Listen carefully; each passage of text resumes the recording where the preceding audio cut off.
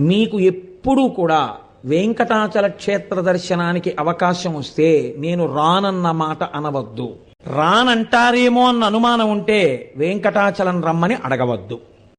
అలా వెంకటేశ్వర స్వామి వారికి రాత్రి దండలు ఒకలా వేస్తే తెల్లవారేటప్పటికి ఒకలా మారిపోయేవి. ఎవరు చేస్తున్నారని ఒక రోజున అనుమానం వచ్చి ఒక మహంత్ గుదిలో నక్కి పడుకున్నాడు చూద్దామని. అర్ధరాత్రి అయ్యేటప్పటికీ అయ్యవారి పాలపీఠం దగ్గర రాయి తొలగి తేజోరూపంలో తరిగొండ వెంగమాంబ గారు వచ్చి హారాలు సరిచేస్తుంటే చూసి మూర్చిపోయాడు. ఇప్పటికీ తేజోరూపులై ఆనందనిలయంలోకి వెళ్ళి ఈశ్వరుణ్ణి సేవిస్తారు. బ్రహ్మగారు, చతుర్ముఖ బ్రహ్మగారు ప్రతిరోజు వెంకటేశ్వర స్వామి వారి పాదాలు కడిగి ఆ పాత్ర అక్కడ ఉంచుతారు. అందుకే రాత్రి నీటి చెంబు ఉంచి తలుపులేస్తారు. ఆ శేషాన్ని సుప్రభాతానికి వెళ్ళిన వాళ్ళకి దర్శనమిస్తారు.